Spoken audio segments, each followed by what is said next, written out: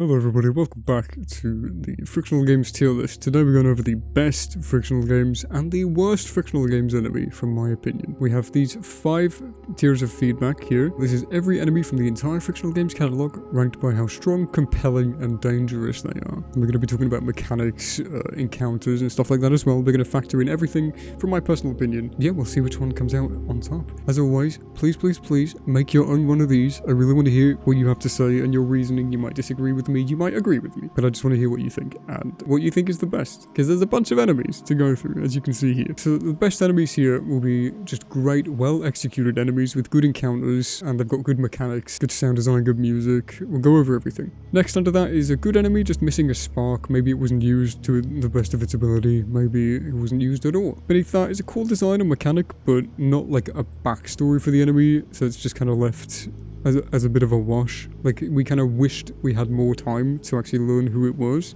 and why it was there. Generic, but gets the job done. This is like baseline. It's good. It's okay. Like, it's scary enough to run away from and be an active threat around you. Then we have bland, not particularly interesting or unique. Sort of filler enemy. Doesn't really do anything. Doesn't add much. So yeah, that's the criteria that we're gonna judge him against. So without further ado, let's get into it. Penumbra dog. Generic, but he gets the job done. Like, whenever I think of the Penumbra dog, it's not an enemy that scares me straight away, but whenever I'm playing the game, it bothers me, and I'm like, oh, I gotta jump around him, move around him, I want to sneak, because it's the human instinct in me, just this rabid, feral creature, just jumping at me. Yeah, it triggers that, like, the monkey brain in me, so I'm like, oh, he's not really bland, but, I mean, he's kind of bland, but they are interesting, and they do have unique AI in the fact that they will call on their friends to help them out. I like that. It gives them a little bit of flavour. So you got saved just by a little bit because you hunt in packs. Next up is the spider. It's a spider. Yeah, not very interesting. Penumbra worm. He's a cool design. There's not much backstory for the Penumbra worm, but it is cool. I like it. Just this giant fuck-off worm creature. It's cool. Penumbra dudes. The Turngate. The whole hive mind creation. Interesting. I think they're a good enemy. They possess an interesting intelligence and speech abilities and high cognitive function. As much as the AI won't show that. But they are pretty cool enemies. I feel like they could have been used a bit more. We could have had some more interesting sequences with them. Good enemy, just missing a little something, I think. Clarence's build-up is pretty good. His introduction, his relationship with the player, he was pretty fleshed out as a character, but as an enemy, when it came time for him to chase you and hunt you, it doesn't really do much. So, again, I think a good enemy, just... I think he has the spark. I think it's the other way around. He has a spark. He's got a lot of personality, but he's not a very good enemy. So I'll keep him here. I think that's a fair middle ground. Wilbur Frisk, wall guy.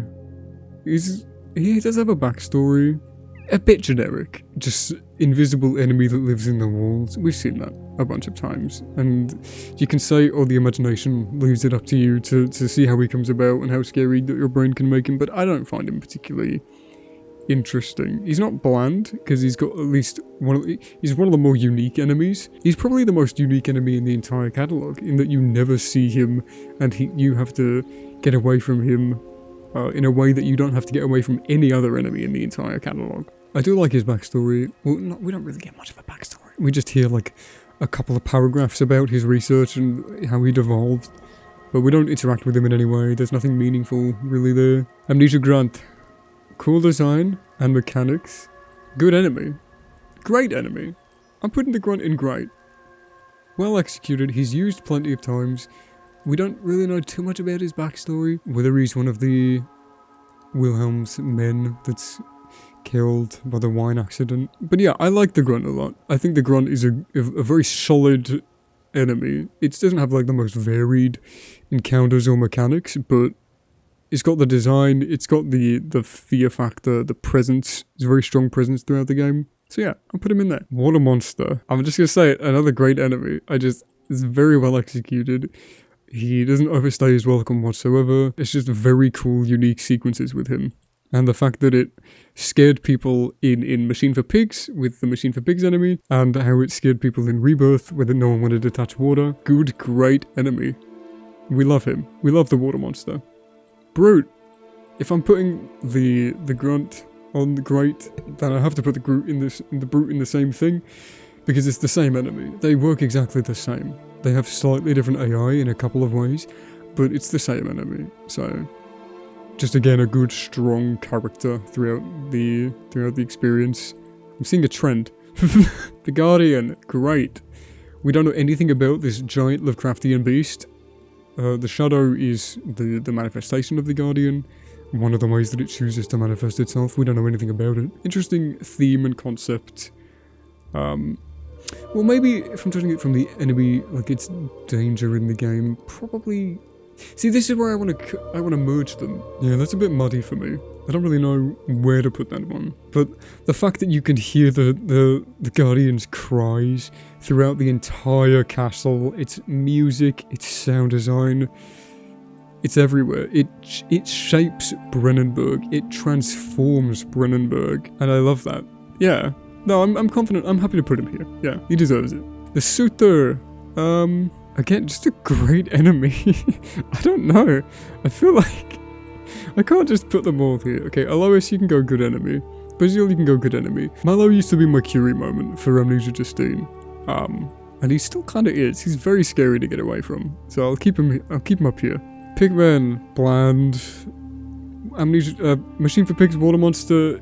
It's not as interesting as the original. They function exactly the same, and this guy has more backstory, but in Machine for Pigs it's just not really used. There's 2 encounters with it, basically 1 encounter with it.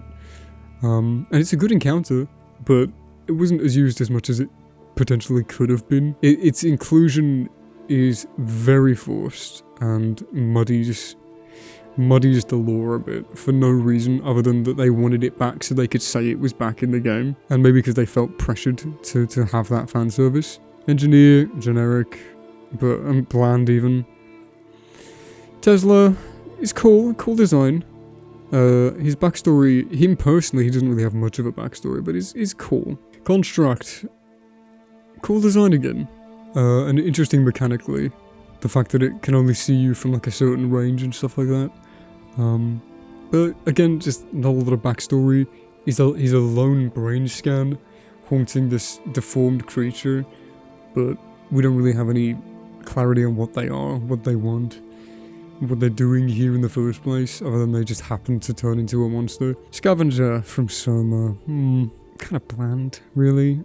It adds interesting things for the world building, about how the brain scans can get stuck in the UH, and how they're thirsty for the structure gel, and they got the tentacles and stuff. Okay, they've got enough in them to be interesting. Yeah, cool design. They have enough flavor to not be just bland and generic. Their use case in the game is kind of generic, but I think the purpose they serve for the world building is pretty cool. I'll keep them here.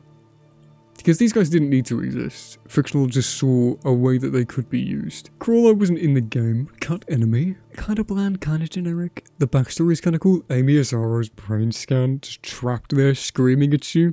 Pretty cool, but we didn't really get to see you. So I'll put you in generic. But you had the potential. If you were in the game and didn't walk slower than my dead nan, you would actually probably be pretty interesting. But I'll put you in generic. But you're not bland, because your backstory is pretty cool. I like the brain scan. The Zhangxi, the male and female flesher. Good enemy. Good encounters, good variety, good mechanic. It's at least interesting. It's something different that we don't see anywhere else in another Frictional game. Not used as much as it could have been, I think. I think we could have had 1 or 2 more encounters where we get to see it do something else. Yeah, I'll put you in good enemy, yeah. Theta Proxy. Kind of generic.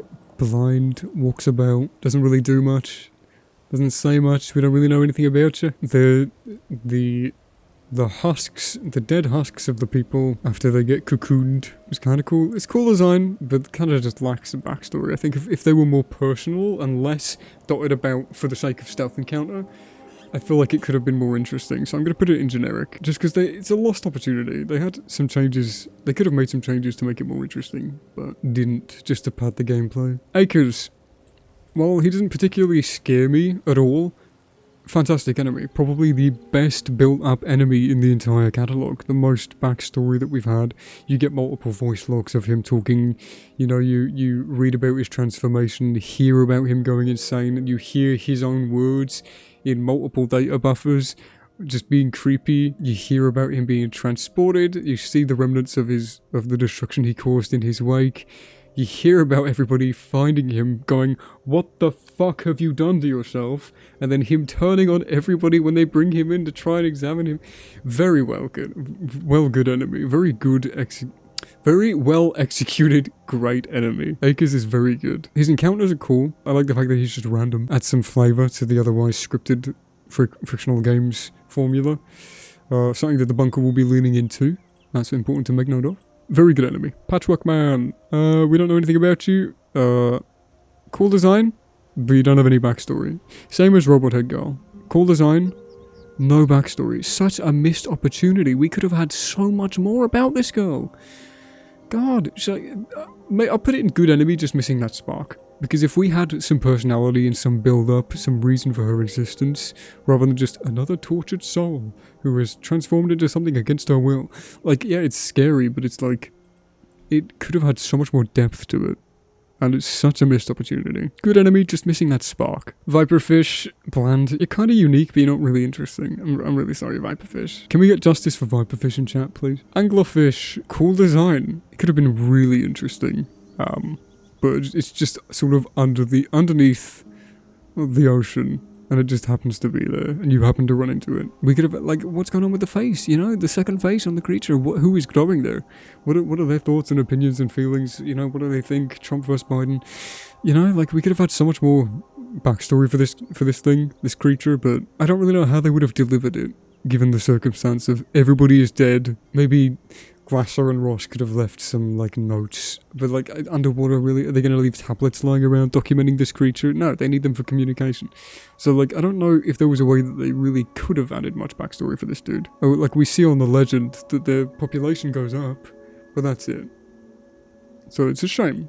Cool design, but lacks backstory. Jin Yoshida, pretty damn good. Pretty fucking good enemy. I don't think I need to say much. If you played SOMA, you'll know his build-up. It's very interestingly handled. He's got interesting mechanics. The fact that he just looks down at himself in his idle animation, it still creeps me out. Just thinking about it. I hate it. Good enemy. Leviathan. Yeah, it's cool. You know, he just doesn't really do anything. He floats around. He just exists. They could have added something else to him to give him a bit more flavour, but yeah. Amnesia Rebirth Ghoul. Generic. Generic gets the job done.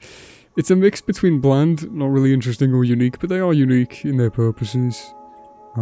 It's essentially the same as the Gatherer, but it just lacks the physical appearance. It lacks the interest and the character and the personalization.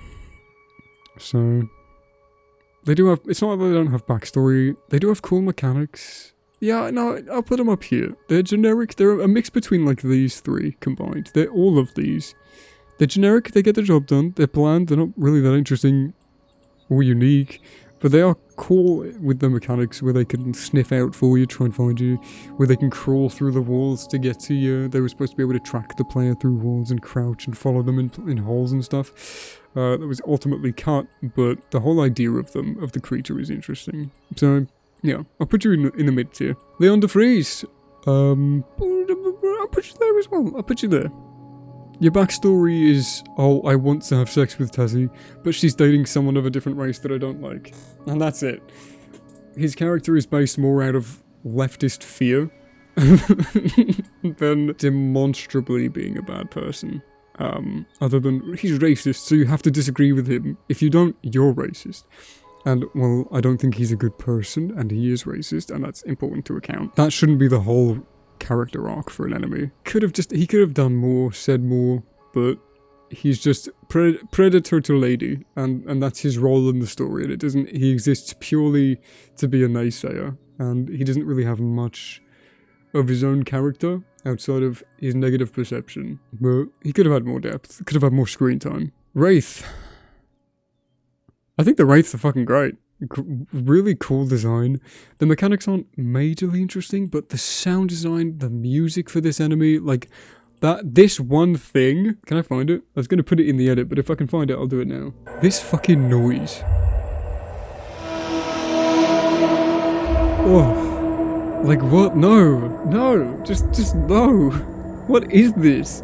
And its sound design is incredible. It sounds like every single vehicle ever created in one giant pile-up. It's so creative and interesting and alien.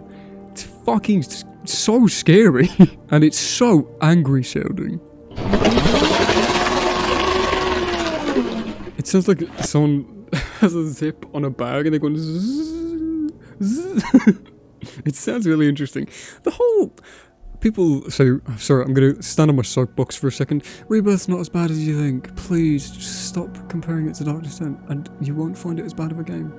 And just squint at some of the plot details. But the sound design for the enemies and the human creature sounds, like Yasmin turning into a ghoul, Tazzy turning into a ghoul, all those sounds, the way they're mixed and balanced together, really fucking good. So good. And the ghoul sounds are just really cool. And the wraith sounds are just really cool. I like the sound design a lot. Good job. You guys did good job. So I'm gonna put them in great, well executed. I think they're really good. I think they could have been used a bit more. And we could have had a bit more flavour for them. But I like them a lot. Well, maybe I'll put them down here then. I'll put them in good enemy, just missing that spark. Yeah. Yasmin Shabadi. You're not really a good enemy whatsoever, but I want to have sex with you. No, I'll put her down here. She's cool. Well, she doesn't, it's not like that she lacks backstory, because she doesn't. She has a lot of backstory. She's a really interesting character. And it's fucking baller at the end, where she traps herself to try and stop herself from chasing after Tazzy. It's pretty cool. I like her so much. God, I want to have sex with her. Sorry. It's not, I don't think she's a good enemy, because she's essentially a ghoul, and it's not very interesting. She exists for 3 seconds. There's not really much to her. As a character, she's great. I like her as a character quite a lot. She's really cool. On her own as a hunting enemy, given I know she does exist for 3 minutes of physical in-game time collectively, but... And the whole... One of those minutes is just her chasing you for 10 seconds. You know, it's cool. But there's not really much depth to it. To her mechanics, she has no mechanics. You know, nothing. She's just scripted to... You could stand still or run 10 meters in that final encounter. Nothing changes. You know, she doesn't do anything. So I'm gonna put her there. But her as a character, she's great. So, you can see which enemies that I favour and which enemies that I don't particularly care for. Now I want to know what you think. Let me know in the comments below. I've been doing these tier lists back to back to back. All of these are going to be in the description. Please fill them out. Thank you for watching.